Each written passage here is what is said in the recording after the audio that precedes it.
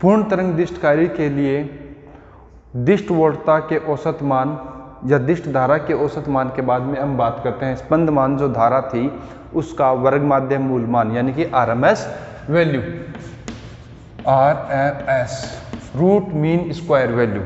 तो जो प्राप्त पूर्ण तरंग दिष्ट कार्य से जो प्राप्त धारा थी स्पंद मान धारा, उसके RMS वैल्यू यानी कि स्क्वायर करते हैं उसका, फिर मीन एवरेज ले लेंगे और फिर रूट।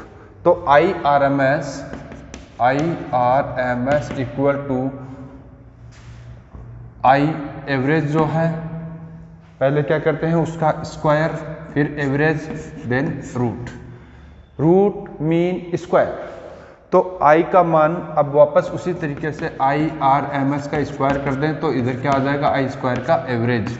तो क्या आ जाएगा 1/t, एवरेज निकालने का वही तरीका 1/t 0 to t I square sine I square dt। ठीक है, 1/t 0 to t I square dt। अब I का मान हमारे पास क्या है Im साइन ओमेगा t, तो 1/t 0 to t तो Im का square sine square omega t dt, यह RMS मान होता है। तो देखिए RMS मान के लिए हमने स्क्वायर की वैल्यू निकाली है, तो 1/t 0 से लेकर t Im, इसका I का स्क्वायर किया, चूंकि I का मान कितना है Im साइन ओमेगा t, तो I equal to Im sine omega t था। ठीक है, I इक्वल टू कितना था Im साइन ओमेगा t, तो I का स्क्वायर की वैल्यू रखनी थी, तो I का स्क्वायर क्या होगा Im का square sine square omega t। और यह मान किसके लिए रखने हैं हम, एक बार t/2 के लिए रख देते हैं, तो कितना हो जाएगा 0 से लेकर t/2 तक Im का square sine square omega t dt। और यही मान t/2 से लेकर t तक, जो t/2 से लेकर t तक कितना मान था, ये तो था 0 से लेकर t/2 तक, और फिर कितना था -Im साइन ओमेगा t कब था t/2 से लेकर t। तो इसका यदि हम स्क्वायर करते हैं तब भी हमारे को यही मान प्राप्त होता है। इसका यदि हम स्क्वायर करेंगे तो स्क्वायर करने पर यही मान प्राप्त होगा। तो हम यहाँ पर लिख सकते हैं 2Im का स्क्वायर अपॉन t पहले से है, Im का स्क्वायर बाहर लिख दिया और डबल हो गया। अब 0 से लेकर t/2 sine square omega t dt, क्योंकि 0 से लेकर t/2 तक फिर t/2 से लेकर t तक समय फंक्शन जो है वो हमारा क्या है सिमेट्रिक फंक्शन है, तो कोई प्रॉब्लम नहीं है, डबल हो गया। तो Im का स्क्वायर अपॉन t 0 से t/2 sine square omega t dt। अब 2Im का स्क्वायर अपॉन t 0 से t/2 तक करने के लिए क्या साइन स्क्वायर को क्या कर देंगे 1 minus cos 2 omega t upon 2 dt, ये 2 से 2 कैंसिल हो गया, तो Im स्क्वायर अपॉन t। अब इंटीग्रेशन किसका करना है 1 minus cos 2 omega t dt, और कोस ओमेगा साइन ओमेगा कोस 2 ओमेगा साइन 2 ओमेगा का कंप्लीट साइकिल के लिए इंटीग्रेशन क्या होता है 0 होता है। तो क्या आ जाएगा यहाँ पर Im का स्क्वायर अपॉन t ऑलरेडी है, और यहाँ पर ये t/2, क्योंकि t 1 है तो dt t आ गया और t आ गया तो t/2, t से t कैंसिल हो गया, तो Im का स्क्वायर अपॉन 2 किसका मान आ गया, ये IRMS का स्क्वायर का मान आ गया। और फिर हम IRMS का मान निकालेंगे तो क्या आ जाएगा Im अपॉन √2 प्राप्त होता है। तो देखिए पूर्ण तरंग दिष्टकारी के लिए जो निर्गत स्पंद मान जो धारा है उसका मान, उसकी RMS मान IRMS equal to Im upon √2 प्राप्त होता है।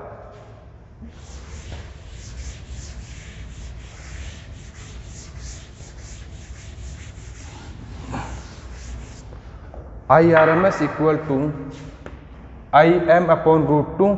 अब ERMS यानी कि जो निर्गत वोल्टता है उसका RMS मान प्राप्त करने के लिए हम क्या करेंगे, Im/√2 इंटू RL, क्योंकि हमारे को आउटपुट कहाँ मिल रहा है, लोड रेजिस्टेंस RL पर मिलता है, इसलिए ERMS क्या हो गया, Im/√2 इंटू RL। और तो Im का मान था Em/√2, ऐसा कैसा, R plus RL into RL। तो यहाँ पर देखिए ERMS का मान क्या प्राप्त हुआ, Em/√2 R plus RL into RL। यह मान पूर्ण तरंग दिष्टकारी के, यह मान जो है पूर्ण तरंग दिष्टकारी के लिए निर्गत जो स्पंद मान जो वोल्टता थी उसका RMS मान प्राप्त होता है। अब इसके बाद में नेक्स्ट वीडियो में अपन बात करते हैं, इसके बाद में अपन बात करते हैं जो पूर्ण तरंग दिष्टकारी है उसकी दक्षता के बारे में। पूर्ण तरंग दिष्टकारी जो है उसकी दक्षता क्या होती है, दक्षता एफिशिएंसी ईटा। अर्ध तरंग दिष्टकारी के लिए जो वीडियो दक्षता के बारे में था उसमें ये बताया गया था कि पूर्ण अर्ध तरंग दिष्टकारी की जो दक्षता है वह निर्गत दिष्ट वोल्टता के सापेक्ष प्रत्यावर्ती निविष्ट प्रत्यावर्ती वोल्टता का अनुपात होता है। इसलिए हम ये वही थ्योरी यहाँ पर आगे काम में ले लेते हैं और मैं सीधा डायरेक्ट लिख देता हूँ, निर्गत दिष्ट शक्ति अपॉन निर्गत दिष्ट शक्ति अपॉन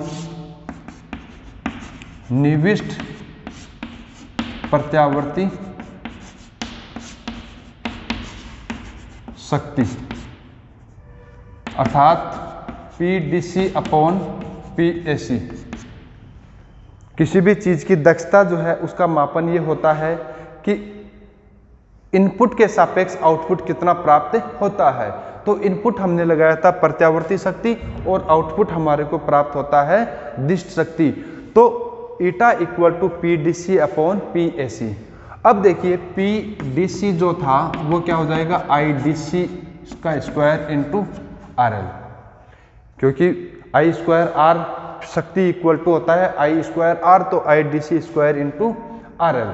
ये हो गई अपनी निर्गत जो दिष्ट कार्य से जो निर्गत दिष्ट शक्ति होगी उसका मान होगा IDC स्क्वायर इंटू RL। और निविष्ट प्रत्यावर्ती शक्ति के लिए IRMS का स्क्वायर इंटू RL। अब देखिए जो निविष्ट जो प्रत्यावर्ती शक्ति है वह लोड रेजिस्टेंस पर, केवल लोड रेजिस्टेंस पर न होकर ट्रांसफॉर्मर की जो द्वितीयक कुंडली है उसमें से और डायोड दोनों में से प्रवाहित होती है। तो यहाँ पर केवल RL न आकर प्लस RF प्लस RS और आता है। तो अब इसको हम लिख सकते हैं PAC इक्वल टू IRMS का स्क्वायर R प्लस RL। तो अब देखिए हमारे पास निविष्ट प्रत्यावर्ती शक्ति हो गई PAC इक्वल टू ये वैल्यू हो गई, तथा निर्गत दिष्ट शक्ति का मान आ गया PDC इक्वल टू IDC का स्क्वायर इंटू RL।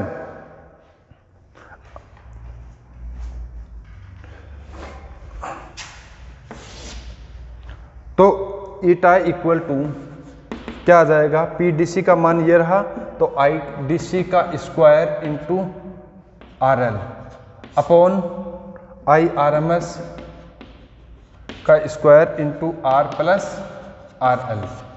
तो ईटा इक्वल टू IDC का मान होता है 2Im upon pi, 2Im upon pi. IRMS जो था उसका मान प्राप्त हुआ था Im अपॉन √2। तो ये दोनों मान अब हम यहाँ पर रखते हैं तो ईटा इक्वल टू क्या आ जाएगा,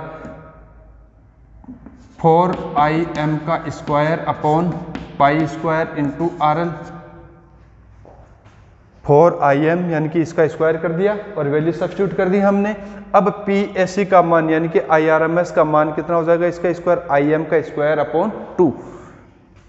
तो इनटू में करेंगे तो क्योंकि डिनोमिनेटर में नीचे तो कितना आ जाएगा 2 अपॉन Im का स्क्वायर, इसका स्क्वायर हो गया आर प्लस आर एल और है इसके साथ में, आर प्लस आर एल और है, तो आई एम सी स्क्वायर ये कैंसिल हो गया, ठीक है। तो ईटा इक्वल टू कितना आ जाएगा 4 into 8 upon pi square R L upon R plus R L. तो अब देखिए 8 upon pi square R L upon R plus R L प्राप्त होता है।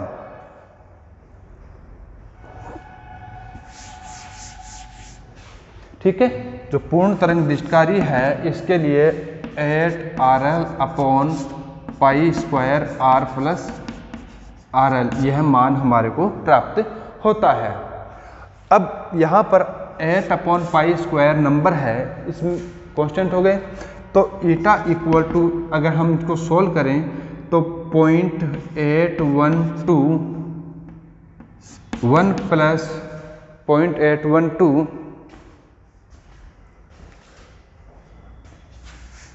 Upon 1 plus R upon R L का मान प्राप्त होता है, और इसको हम लिख सकते हैं 81.2% upon 1 plus R upon R L प्रतिशत के रूप में। तो देखिए पूर्ण तरंग जो दृष्टिकारी है उसकी अधिकतम दक्षता मैक्सिमम एफिशिएंसी 81.2% प्राप्त हो सकती है। जिस प्रकार से हमने पहले अर्ध तरंग दृष्टिकारी के लिए बात करी थी, उसकी अधिकतम दक्षता 40.8% होती है, तो उसका डबल यहाँ पर 81.2% प्राप्त हो सकता है।